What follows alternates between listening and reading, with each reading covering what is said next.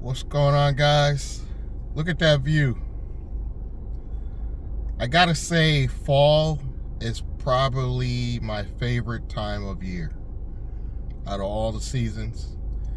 And they say Connecticut, we actually have the best climate because we get all seasons. And our winters are not too bad. If you compare our winters to like New York, Mass, we're not too bad. You know, we maybe get 2 snowstorms a year. We get a lot of black ice, but for the most part, I will say Connecticut is a beautiful place. And you know, I'm just taking it in and realizing that it's not the worst place in the world to live.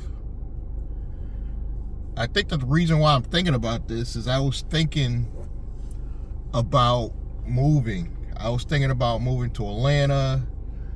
I was thinking about moving to Florida. Florida, as you can see, there's a lot of hurricanes. Hot climate, which I don't like hot all year long. So it's too hot and you get a lot of hurricanes. Still a beautiful place, but just not for me. Atlanta, I'm just hearing, I have to say, a lot of negative about Atlanta lately. This famous food critic, he just did something about Atlanta's food. And supposedly Atlanta is probably like one of the worst places to get food because none of the restaurants seem like they want to even serve people. It's almost like they put everybody on a list, and once that list run out, they're not helping you. That's what the food critic said. I also heard a lot of the good thing is I heard a lot of black entrepreneurs like to move to Atlanta to network and business. Sorry, it's a little bumpy in this parking lot. But the major negative thing I heard is a lot of people tested positive for AIDS, HIV, HSV, which I think is the word I can't say. I don't want to say it, but you could probably guess. It's related to cold sores, let's put it that way. So it's a lot of that going on in Atlanta. I'm not saying that's not going on in other places. It's just I'm hearing a lot of that's going on in Atlanta. So it's like making me rethink. You know, I know we're still in the top 5 as far as, you know, taxes and all this other stuff, but maybe I should be happy and be grateful to live in Connecticut. Maybe there's nothing wrong with going to visit other places in the world, but still have a local residence in Connecticut.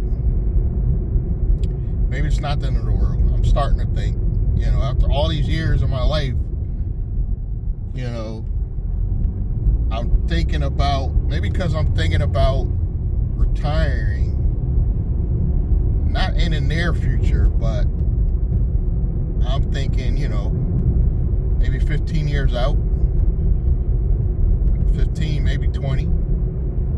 I'll never truly retire is because I am self-employed.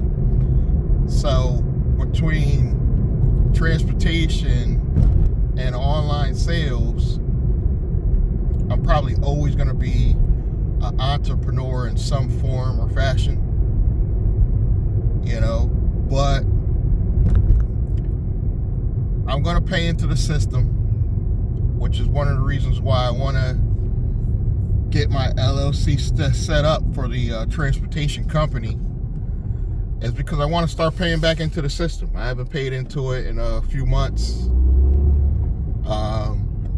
get back on my own payroll, pay the state, federal, maybe contribute to my own 401k owned by my own company. I'm starting to think maybe I should start doing that stuff, so I will have a small retirement, you know, from that.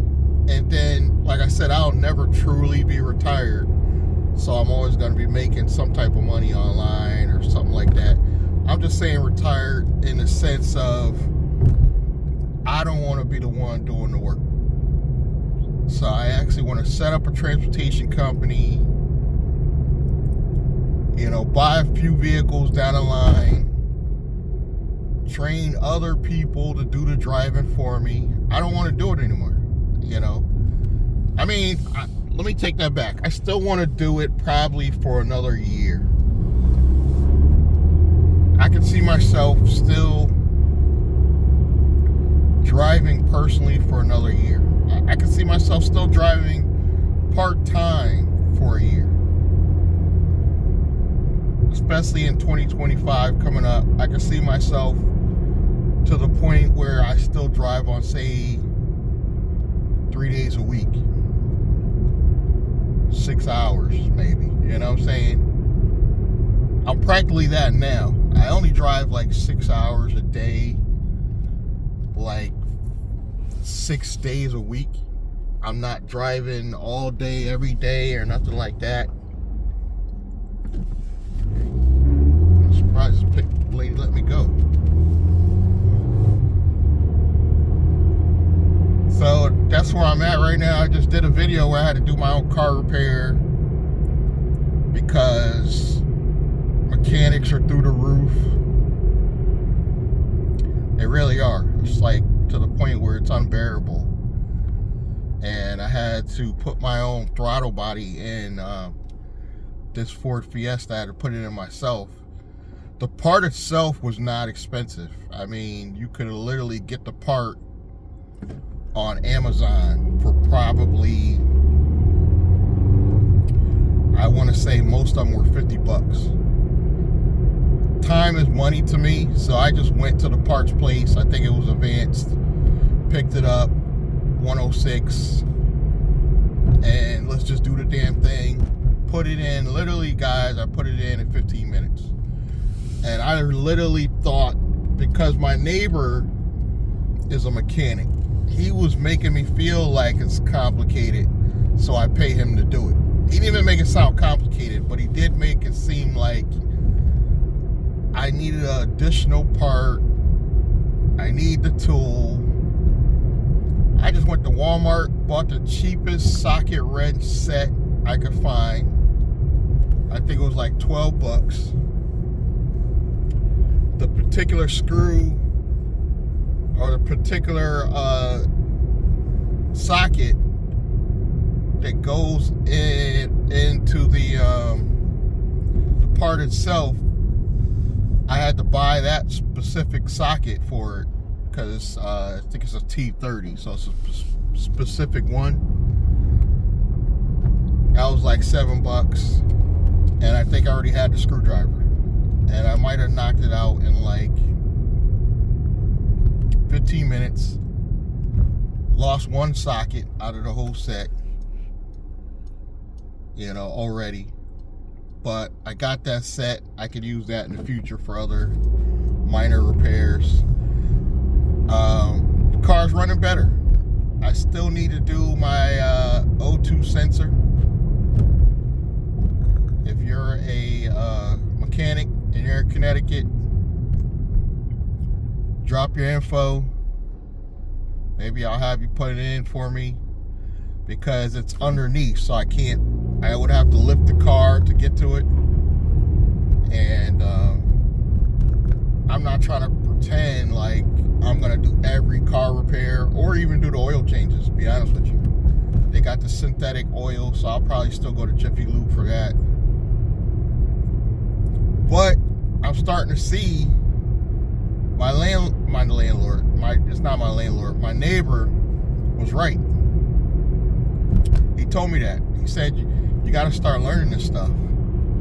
It's going to save you a lot of money.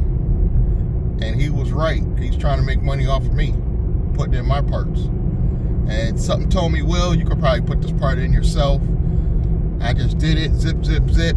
Like I said, time is money, paid for the part. One Advance didn't even have the part I needed. I had to go to another one. Oh, the only reason why you guys don't see traffic right now is because traffic is slow right now. It's like 11 o'clock. So there's not a lot of traffic going on right now. There will be in a few hours. So probably about 1, 2 o'clock, you'll see a lot more traffic back out here. And that's when I usually come back out to do my last like 3 hours of the day. I like to do 3 hours in the morning and then 3 in the afternoon. Nothing big.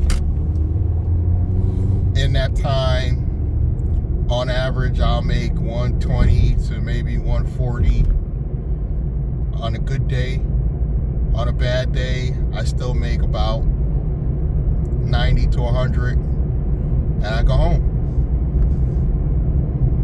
I'm not trying to let Uber and Lyft destroy my car any faster than it needs to,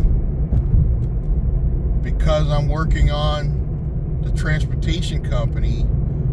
I'm gonna go for a bigger vehicle, slightly bigger, let's say, and I prefer Toyota.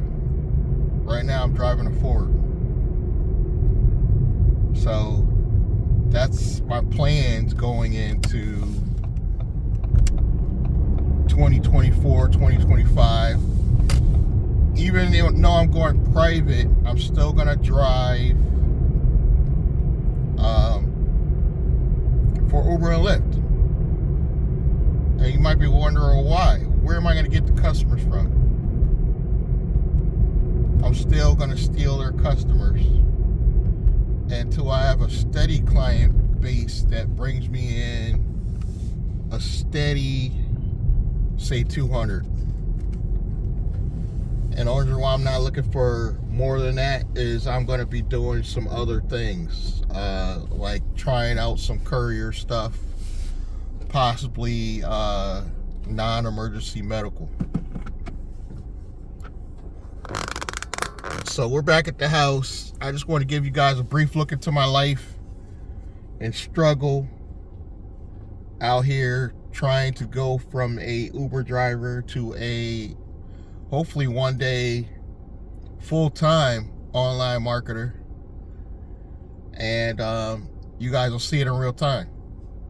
I'm going to keep posting, keep updating you on my life, and letting you know where I'm at, you know. I want to thank you guys for your time. Again, subscribe, like, comment, and I will see you guys in the next one. Thank you.